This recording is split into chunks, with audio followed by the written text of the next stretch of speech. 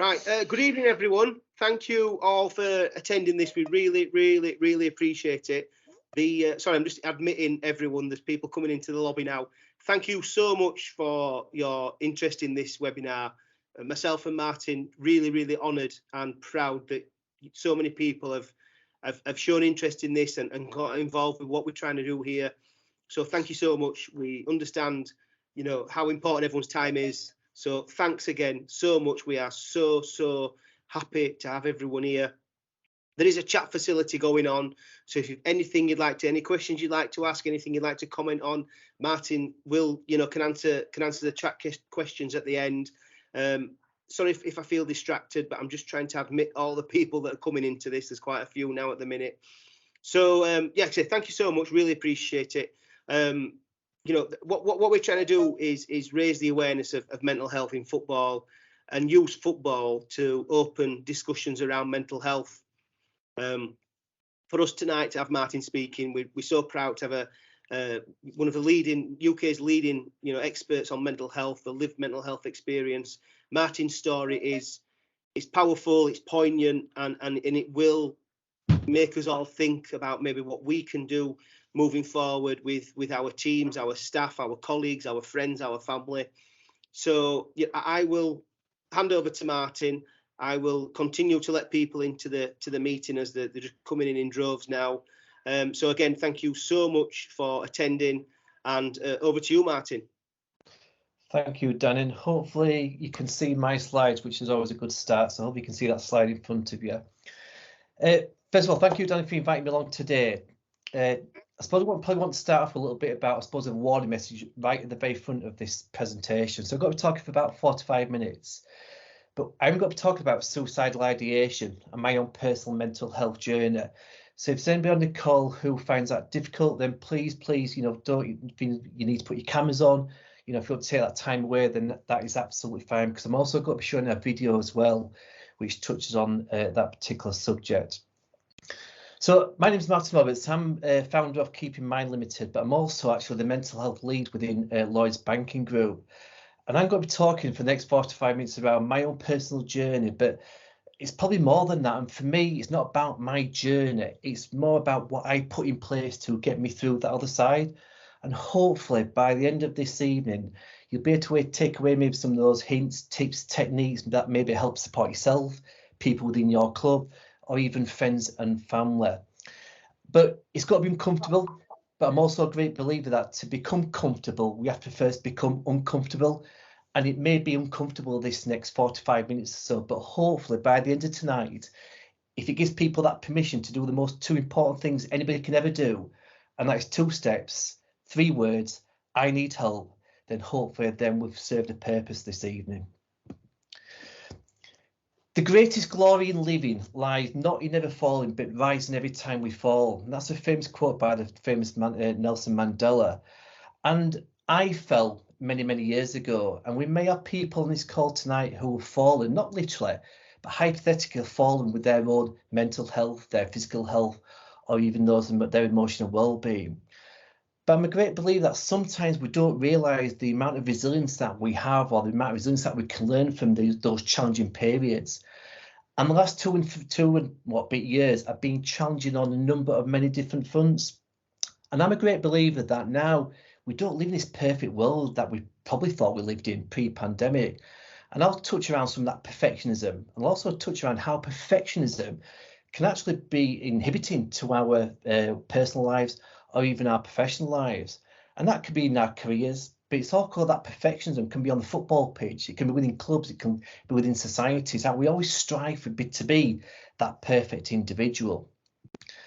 So a bit about me. So I'm born in Halifax, West Yorkshire. The picture there on the top left-hand corner in the shorts is me, which is a horrendous picture. Married, 2 children, got a 27-year-old and a 17-year-old. And football's been part and parcel of our life for many years. I never went to university. I mean, I wasn't academically minded, I suppose, to go to university. Me, I was brought up in a working class family. Football, you know, secondary school, that was for me, that was my life to a certain extent at a young age. And then I went into inshore banking. And I suppose 1989, when I was making those career choices, I think it was always said insurance or banking were the right places to go. So I worked at Halifax, then Lloyds Banking Group, and I've been there 30 odd years. In the last 5 years, I've been doing the mental health lead role. And for me, that is the most important, best job I've ever had. And I'll explain how that all came about in a few moments. And now my role is not just within as a mental health lead within LBG, but I now go out to do talks to schools, organisations, just like we're doing tonight. And I show my vulnerability, and I show, I suppose, a bit of authenticity that I have personal lived experience, and I've not got that from a textbook or from reading loads of books. I've been there. I've been at the very bottom of that ladder. And why? Because I put on many, many masks of pretense. I hid away from, I suppose, what was happening in my life. And I'll show in a few moments to how that really was detrimental to my personal life, absolutely, but also my professional life as well. And that picture then, top right-hand corner, that's a picture of me which I didn't know was taken at time, and that was at Hillsborough, which obviously I'll share that story in a few moments, and how that event and a number of other events then came crashing down around me one morning in the summer of 2017. You might think, why on earth is there a pair of brown shoes on that slide in front of you? And by chance, I've actually got those same shoes here today. And whenever I do a talk or presentation, I wear these same shoes. And I'm going to talk about my own personal story, where it began. And I start from a position that we have all got a story to tell. I don't care who we are, we all have a story to tell. And I'm not here to give you my sob story, because we all go through storms in our lives, and we're all going through a lot of storms right now. And I'm going to share around my own personal story, but we might have people on this call tonight who've gone through some of their own events. It can be things like, I don't know, losing a pet or stress at work, whatever it may be, it's your story. But it's our emotional response to how we handle that reaction, how we handle that situation, how we may want to say, you know, I need a bit of help. But for whatever reason, there's always something that's stopping us in asking for that help. So I'm going to talk about my personal journey. So we're going to talk a few months about that suicide ideation. And like I said before, ignore the person that's talking in front of you today. For me, it's the most important thing is the messages. That's what I want to get across. So I mentioned before about how comfortable we have in those mental health conversations. You know, people don't want to get involved. People don't want to open Pandora's box. It's not my problem to sort out. And I was that person back in 2017. I didn't want to talk about mental health. I didn't certainly want to talk it with my friends, my family, or people in the workplace. But what would you do? Would you walk towards, or would you walk away from somebody? And like I said before, I've admitted I've walked away from people pre-2017 because of the stigma, the shame. I didn't want to get involved in people's problems. But we have to realise that we cannot keep walking away from this problem. We have to walk towards. We have to somehow create an environment, be it in the workplace, in clubs or societies, that people feel safe to say, I need some help, I need some guidance. And that's just not the people playing on the football pitch. That could be the managers, it could be people within a clubhouse. Mental health or poor mental health don't discriminate against individuals. It can impact anyone at any certain time. And like I said before, we have to sometimes become uncomfortable to absolutely then become comfortable when we're talking about something so distressing as that can be. But would you know what signs to look out for if someone in your club is struggling with poor mental health? Is it physical signs? Is it sometimes the words they use or the actions that they sometimes portray? And I was that person. I didn't know the signs to look out for. I didn't know what people would be impacted by poor mental health. But what I've learned from my own journey is we have to go on that journey. But most importantly is what can we put in place to help and support individuals who are struggling with their poor mental health. My mental health journey, I know the day, the time, the place that my poor mental health started impacting me. And as you can see in the picture there, that was the 15th of April, 1989 at 3:06. And I'm going to show a newsreel in a few moments to, I suppose, to show the gravity of what happened on that day. And we've probably got, well, we have got people on this call who maybe have been close to that situation, maybe have had people there, or even obviously was just aware of that event on that day.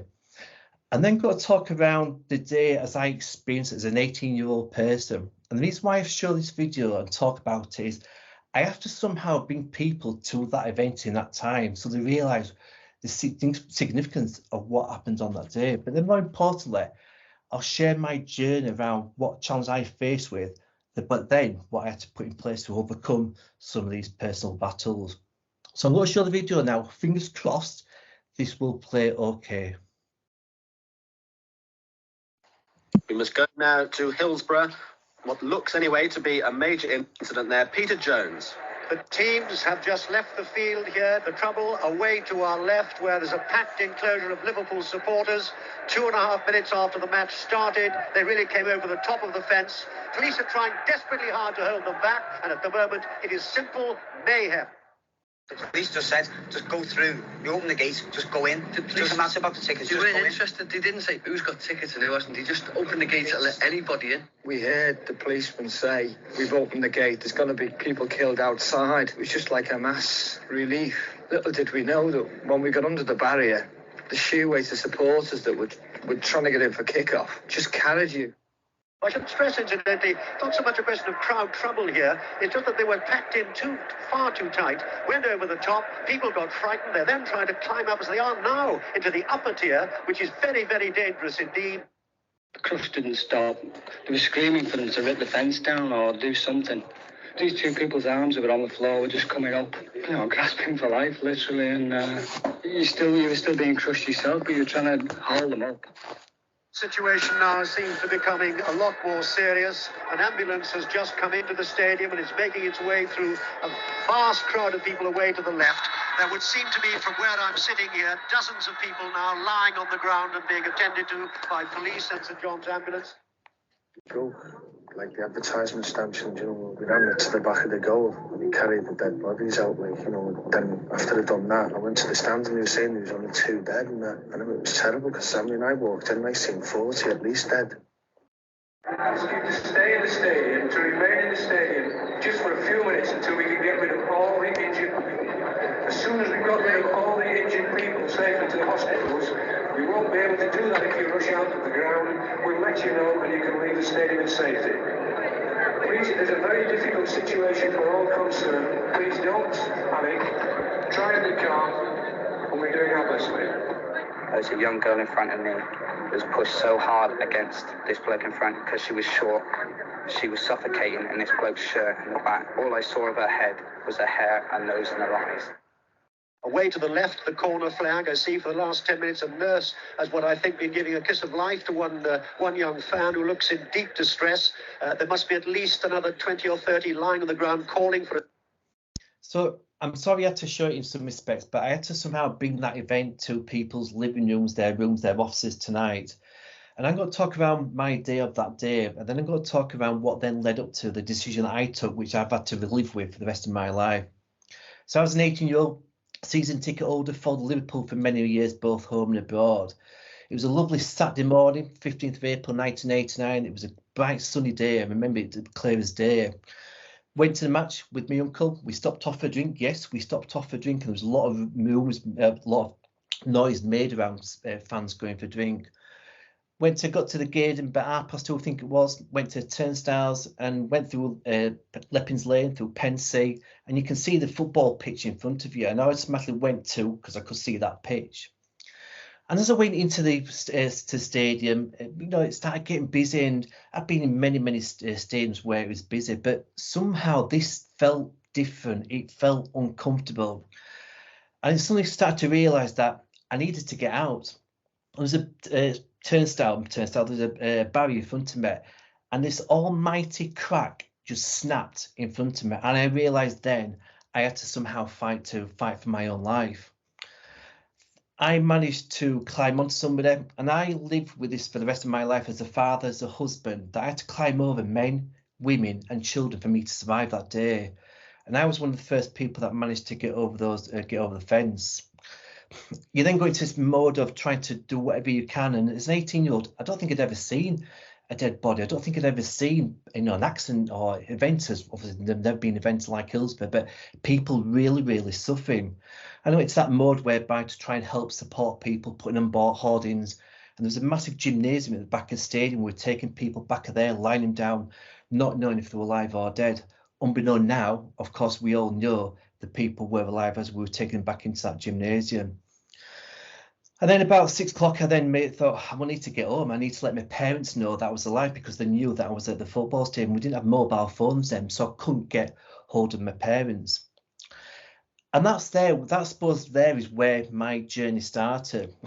The Sunday morning, I was walking around the garden, didn't speak to anybody. And I realised then that, well, what do I do? I was, many miles away from Liverpool in Halifax, nobody to talk to. And I started thinking, well, I need to speak to somebody, but I didn't know who that person would be. And 1989, we didn't talk about mental health. I was brought up in a family whereby unless you had a broken arm, broken leg, you went to work, it was okay. 2 days later, I went to work on the Tuesday morning, was back at work. People thought they knew what was best for me. I still had my physical health. I wasn't struggling, I suppose, that visibly for people to see. But that's the attitude we were brought up in back in 1989. Of course, mental health was there, poor mental health was there, but we certainly didn't talk about it in my family or even in society in general. And I suppose I was probably ashamed, of what people were saying, what the press was saying, the magnitude of the event. And I got questions from other people when I went to workplace. Did you see what they write in the paper? I mean, for Christ's sake, no, it did not happen. And I felt very alone. Well, I suppose no, I'll rephrase that. Sorry, I chose to be alone. I felt comfortable in my own company. But then it went through a period whereby, you start going through your life, obviously the inquiries, etc. And I had to somehow, I suppose, put it back in my mind. I will never go from my mind, but somehow put it back in my mind and try to somehow get on with my life, as difficult as that could be. And I found that I started isolating myself from friends and family. And during a period of time, many years, you go through, you have your children, you get married, etc. I started to throw myself into work. And for many, many years, Hillsborough's always got to be there. It always will be there. I somehow had to put that to one side. And I started going through a period whereby, work was, I suppose, the be all and end all. And I was suffering. Absolutely, I was suffering. And I don't, I suppose, apologise for the fact that I used to fake illnesses, so I didn't have to socialise with friends or family. And work was becoming my haven. Work was my escapism to get away from the questions I was getting asked at home around, are you okay, Matt? Every time there's a Hillsborough anniversary, I'd always get asked those questions. And it prevented me from moving on. And I became, I suppose, depressed. I didn't even know actually what the word depression was, to be quite frank, but I found myself struggling. And then about 2017, my wife was diagnosed with a bone tumour. My dad was diagnosed with cancer, and 2 years prior to that, my mother died of dementia. Hillsborough inquiries were still ongoing. I thought, oh, shit, I can manage this. I can spin all these many, many different plays. And I had 2 masks of pretense. I had one at home and I had one at work. And suddenly I started to realise that I couldn't start spinning these plays. I couldn't start being the husband, the career professional, the father. And I wasn't a nice person to be around, not just within the home place, but even at work. And loneliness started to consume me. But was I going to tell people I needed help? Absolutely not. Why? I'm a man. I'm a career professional. I'm a husband. And this was my problem to sort out. It certainly wasn't my wife's problems, my children's problems, or other people's to sort out. It was my problem to sort out. And I was also worried about what would happen within my career as well. Would it inhibit my career as I move forward? So I started to convince myself that I was becoming that burden on everybody around me, but strangely not work, and that will become evident in a few moments. And as a 48-year-old, I felt useless, I felt helpless, and I feel as if I had no purpose in life. And I always craved routine, I craved control. But one of the things I also craved, and we talked about at the very beginning of this presentation, that was perfectionism.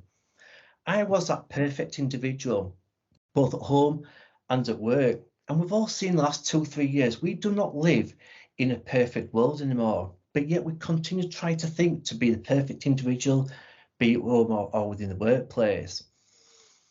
And I started feeling worthless, and I started becoming worthless, or I thought at least I was. And I was quickly running out of options of what I could do and what I could put in place. Was I going to ask for help? Absolutely, I wasn't.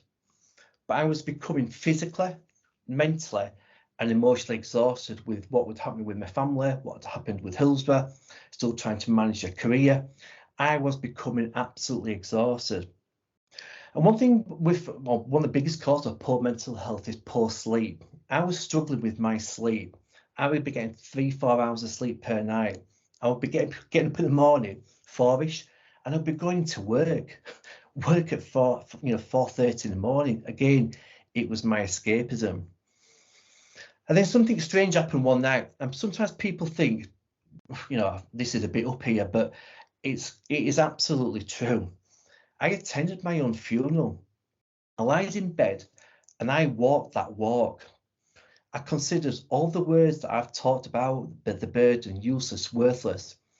And I felt as if I had no choices. And I craved routine. I craved choices in life. I felt those had all been taken away from me. And I'm the first person to always admit that when I've ever heard somebody's considered taking their own life or then taken their own life, I would sometimes say, how selfish can that person be? What about their family? What about the people that leave behind? But when you're in that moment in your life where you feel you have no choices, you become that burden, it becomes an easy decision to make. So I looked at what people would say if they were at my funeral, looking from the outside in. What would people got to say that if I wasn't there? And for the first time ever in many, many years, I felt at peace with myself. I absolutely felt at peace with myself. 30th of August 2017, early hours. I got that morning, I got dressed. I got dressed to go take my own life. I knew where I was going to go because I planned it that night before. I knew where I was going to drive and what I was going to do. And people sometimes say to me now, would you follow through with it? And I'm a great believer that when you get asked a question, you might not know the answer, but you can maybe go find the answer. That's one question I can never give the answer to. I was determined. I had to take some choices. I had to take back control and routine of my life. My wife woke up, and why to this very day we'll never know why she woke up, but she woke up and came downstairs and asked me where I was going. And I told her, I can't take this anymore. I need to remove myself from you, from the family, from everybody, because I've become that burden. And I did that morning on the 30th of August 2017, I did the two most important things I will ever do. I took 2 steps. I said 3 simple words, I need help. And if we've got people on this call who are parents or guardians of children, you always remember your child's first steps or your child's first words as being probably the most important things as a parent or guardian. That morning were the most important things I have ever done. But they were not simple. Oh my God, they were not simple. And throughout that morning, we sat down, I crumpled in front of my wife, I told everything that was going on in my own mind, and I admitted that, I really needed some of that help. I did something else strange that afternoon. After I got myself composed and we were talking to my wife, that afternoon, I went into work. I mean, Christ almighty, a few hours before, I was getting dressed to go out and take my own life. Later on in that afternoon, I got dressed to go into work.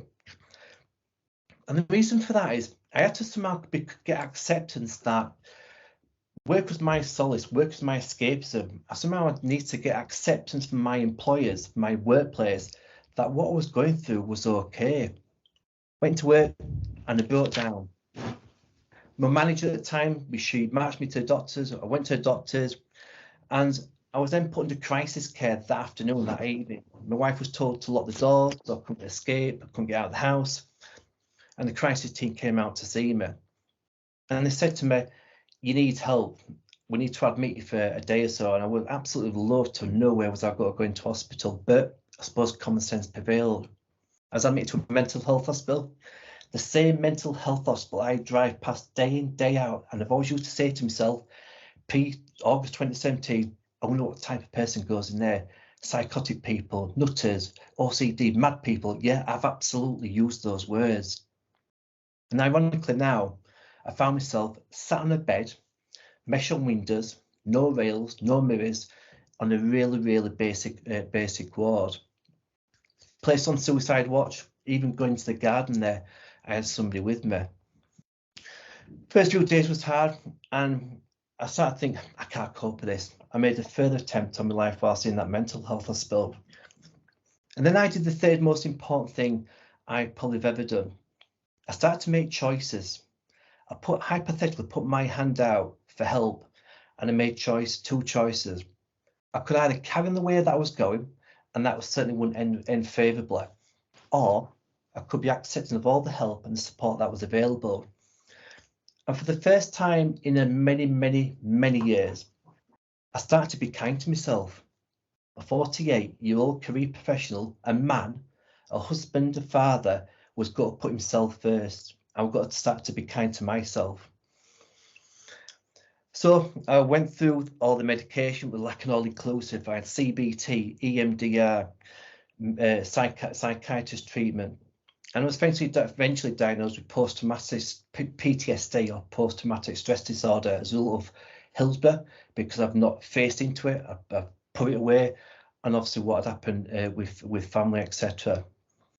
But what I found hard was to try and handle the stigma, the shame that a Roberts family member has now found himself in the Dales Mental Health Hospital. But I had to somehow overcome that stigma, overcome that label for me to move on. And I talk about the brown shoes. When I was in that mental health hospital, my wife threw away all the clothes that I wore that morning, except for the shoes that I wore. Why, we'll never know. And for me, they are the most important personal possession I now have. Why? Because there is, I suppose, give that sense of the path that I was going to walk that morning, but more importantly, the path that I now walk day in, day out. And that's to talk on sessions like this, to try and move the stigma, the shame, call it what you want, that comes with mental health and well-being, or poor mental health, especially when it comes to males. So they're my simple reminder of, I suppose, who I am now as I go forward. I can't change the past. Of course, I would love to have changed the past to a certain extent. I can't. Hillsborough and what happened with family will always be there. I class myself as a lucky one. 97 people were to look at, 97 families, friends, associates, work colleagues have lost dear people. So I can't change the past. But what I can do, I suppose, is try to shape that as I move forward. It's part of my DNA. It's something I have to live with, something I have to try somehow turn into a positive way. I regularly drive past a place where I was going to end it all with, and sometimes my wife might be sat next to me, and I always get this sense of looking at me. I know she's dying to say certain things or say something. And there's that trust element that will always be there from the challenges or the personal journey that I went on to.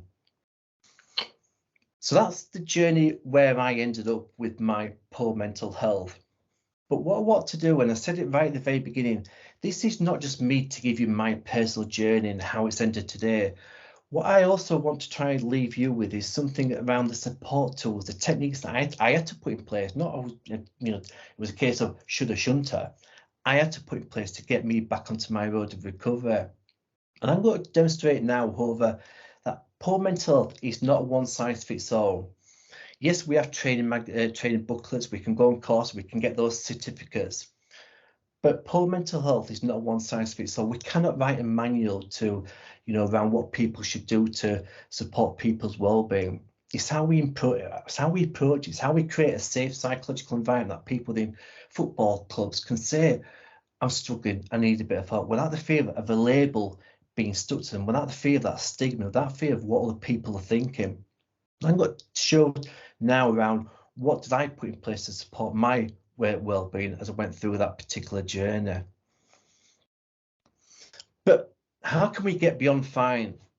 And I will never, ever apologise for the fact that a well-being conversation, embarking on a well-being conversation, discussing, having that conversation with somebody might not be life-changing for a person. It can absolutely be life-saving for them. And as fellow club members, well, no, actually, as human beings, we have a right to be inquisitive. We have a right to care about the people within our clubs or societies, within our organisations. Some people might say to me, well, it's being intrusive, it's being nosy. No, it's not. It's being caring. But how do we care? How can we approach that subject? And there's 4 key themes I'm going to touch on in a few moments around how we shouldn't struggle in silence. How can we reach out? How can we make those life-changing decisions? And how, if somebody is struggling, how can we help them get beyond that word "I'm fine"? And all you'll see here today is everything around what I personally went through. But we have to remember, words can feel like labels. Once we start using words like mental, straitjacket, psycho, lunatic, or even OCD, I know we may not say it with harmful intent, but for a person suffering from one of those conditions, it can be absolutely debilitating when we use them, for example, OCD. And yeah, I've said to you before, these are the exact words I used pre-2017. But we have to realise that the detrimental impact it has on that person, it's not just their well-being, but also on their confidence in their personal lives or their professional lives. And we talked around perfectionism, even imposter syndrome, that's playing a massive impact on people's well-being. So we have to remember words, as much as they may not be intentional what we use or what we say, it can mean so much to a person listening or even a person who's just listening on the outside. A well-being conversation, though, how can we engage in that conversation? How can we create an environment in a club, a society, an organisation, or even in the household? This is not just restricted to football clubs or within a company or organisation. This is all about creating that environment within the household as well. And there's 4 areas that got me through and got me onto that road to recovery. And that's around when having that conversation, it's around being empathetic. It's visualising what it would be like to walk in that person's shoes. If we know somebody's struggling, how can we put ourselves in that position, even if it's for 10 seconds, a minute? Can we visualise what it is like to walk in that person's shoes? And empathy is not sympathy. Absolutely not. Empathy is not sympathy. Empathy is feeling with that person. It's feeling what they're going through. Just as my line manager went through with me and my family gone through with me, it's absolutely feeling with that individual. And it's using simple words, hey, I'm on your side. And I'm going to touch on a few moments around the importance of that conversation, how to try find those right words. Because I know how difficult it can be to engage in a conversation. And sometimes there's that fear of, what do I say? How do I even approach that subject? I'm frightened of what they're going to tell me. I'm frightened that I'm not equipped to give that person that help and that support. And people sometimes think I'm a bit mad when they say, we're having a wellbeing conversation. But one of the most important things in having a wellbeing conversation, I know this sounds really the complete opposite, the power of silence. We sometimes feel obliged in those awkward moments of silence that we have to fill it with something, because we have to make it as if we're listening. We have to fill those awkward moments. But power of silence is that person might want to be listened to, nothing more, nothing less, and it can absolutely be life-saving. But how do we approach, how do we engage that environment where they can have that conversation? Are we truly sensitive, though, to the person's needs and the individual's needs? How can we create that right environment? And we have to realise that, somebody in a club or in a football club or even an organisation, if they're reaching out to you and doing what I did on that 30th of August 2017, that's 2 steps, 3 words, and they're not simple words, trust me, I need help. Are we creating that right environment that we can then give them that help? Are we even creating that right environment that they're able to do the 2 steps and say those 3 words? But when we're listening to their challenges, are we listening without assuming? Because sometimes I think we have this great gift of, we think we have the answers to everything. And sometimes we'll say things or put things in place because we assume that's what they need. But is that what they really need? And I keep going back to the COVID and pandemic. We're in a totally different world to where we were pre-March 2020. And sometimes we go through life and assuming that certain individuals need certain things to help their mental health and well-being. But sometimes we have to do the most powerful thing we can ever do, and it absolutely costs nothing. It's free.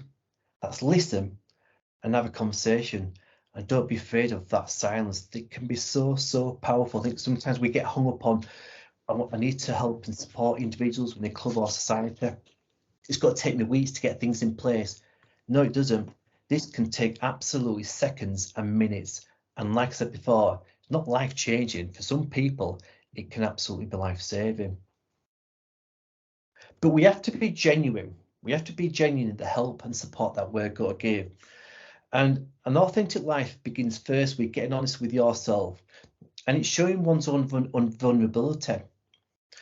Started off on this journey, I realised that once I set this train running, there's no stopping. People will know the challenge that I went through personally in work and outside of work. But sometimes we have to be honest with ourselves. We have to show that vulnerability. We have to show that authenticity, that it's not out of a textbook what I've gone through. I've not written it. It's where I found myself. And it's sometimes we have to take that interest in people, not just within what they do in their personal lives or their professional lives. Let's create something around them. And I think just seeing the comment there around, you know, this safe space, we should be able to create that safe space, home and at work. We need to create the environment where they can find that place to say the most goddamn hardest words ever, you know, I need help. And to say, and to come back to them and say, that's absolutely fine. I'm listening to you, because for that 1 minute, I'm going to walk in your shoes. I'm going to feel what it's like, what you're going through. I'm going to show that you genuinely care. But not to be non-judgmental. No two people, even twins, are biologically not the same. And sometimes what we see on the outside, it may not be an accurate reflection of what that person's suffering on the inside. And I think, you know, in football now, we want the best from our players, absolutely. But at what cost? Are they really struggling inside? Do we know how they're struggling? Is there certain telltale signs? Because we've talked about the conversation, but we can also understand sometimes that we may notice patterns in maybe their physical behaviour, some of their attributes or things that they say or they come out with that, do you know what? It just doesn't feel right. And sometimes we have to go with our gut instinct. We have to just, if something doesn't feel right, a lot of times it probably isn't right. And sometimes we just have to be inquisitive. No, it's not being nosy. No, it's not being intrusive. It's showing that you care. It's showing that genuineness. It's showing that sensitivity.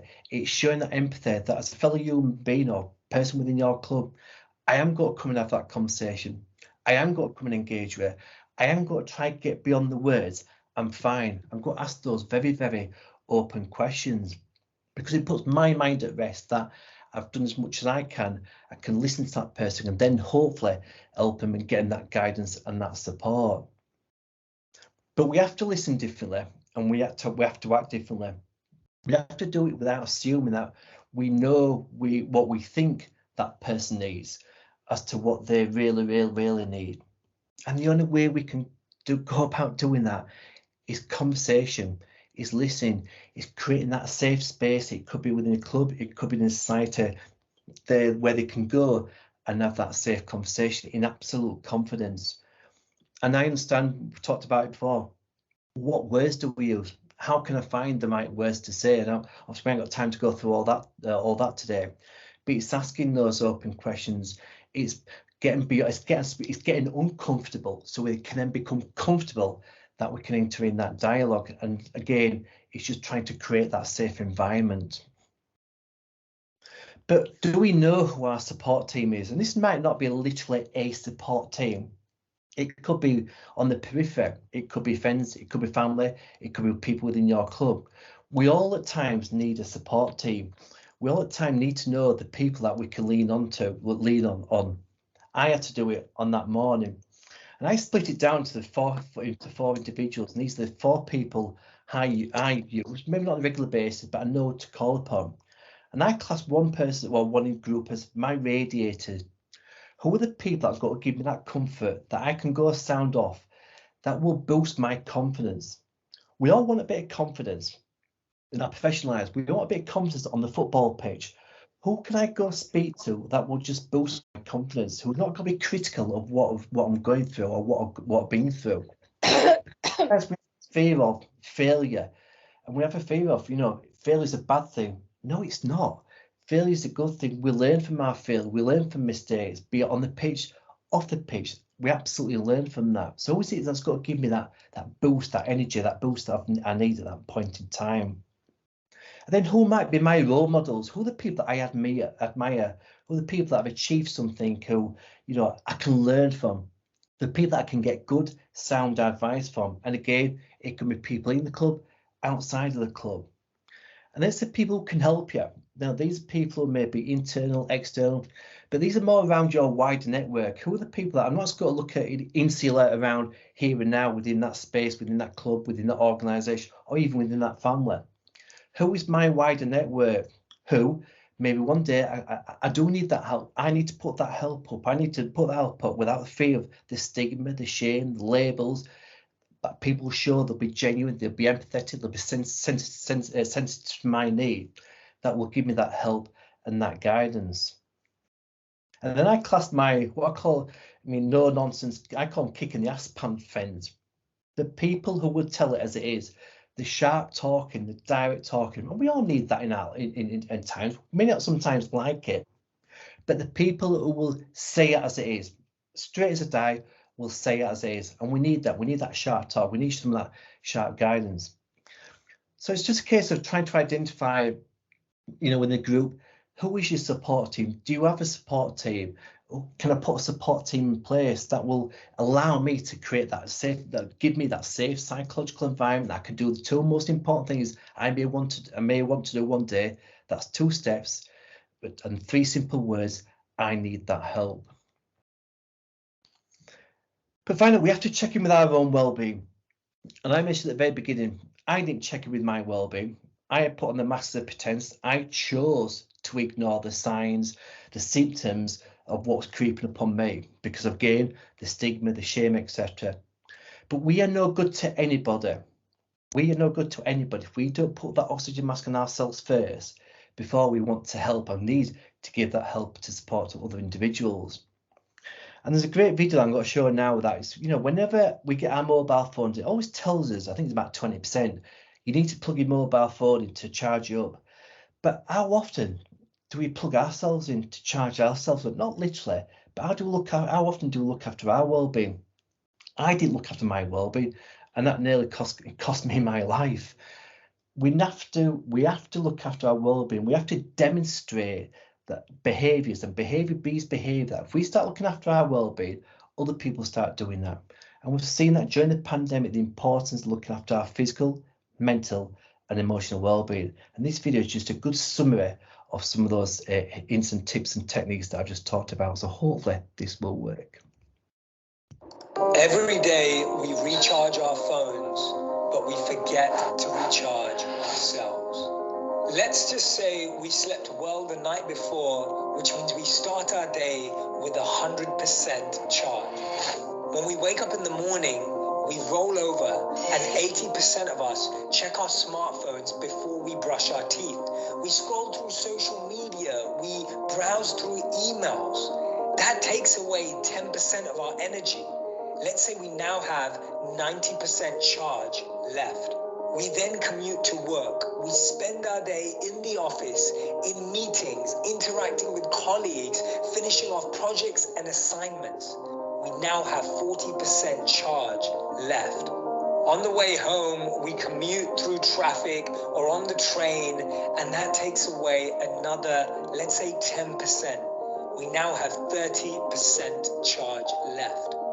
We come home and switch on Netflix, talk to someone about what our day was like, and sometimes we lose another 10%. We now have 20% charge left. At 20% on our phones, usually the charge bar goes red. We get an alert. We get a message that tells us that we only have 20% battery left. The question is, do we notice when our charge is at 20% or 10%? There are always signs from our bodies, our brains, our minds. But are we tuned in? One of the best things we can do to recharge is to exercise. The hardest part of any workout is actually the 15 minutes leading up to it. We come up with 15 reasons why we don't want to sweat, and we change our mind 15 different times. CNN reports that when you work out, your brain creates more serotonin, which sends messages to your nervous system of happiness and well-being. Working out for 30 to 40 minutes every day can recharge our battery by 20%. Meditation is an incredible way to recharge our batteries. Exactly what the gym does for the body, meditation can do for the mind. Meditation gives us downtime, physically, mentally, emotionally, and spiritually. Meditation also directly impacts your entire nervous system by reducing your body's productions of stress-related chemicals such as cortisol. Meditation is a great way to recharge and can take you back up 20%. We've all heard about incredible morning routines, but the one thing that can make a huge difference to your recharge is your evening routine. 35% of us are not getting the recommended 7 hours of sleep per night. Remember, every body and mind is different. Make sure you find the amount of time you need to get that serious battery recharge. And the 75-year study by Harvard found that beyond anything, the real sense check for happiness and meaning in life was relationships, connections, interactions with depth that are fulfilling and full of joy. Making time for deep, meaningful interactions every day can give the recharge our battery seriously needs. What if we've recharged ourselves as much as we recharge our phones? Because if we don't, we'll end up like one of our phones in the bottom of some drawer in our home.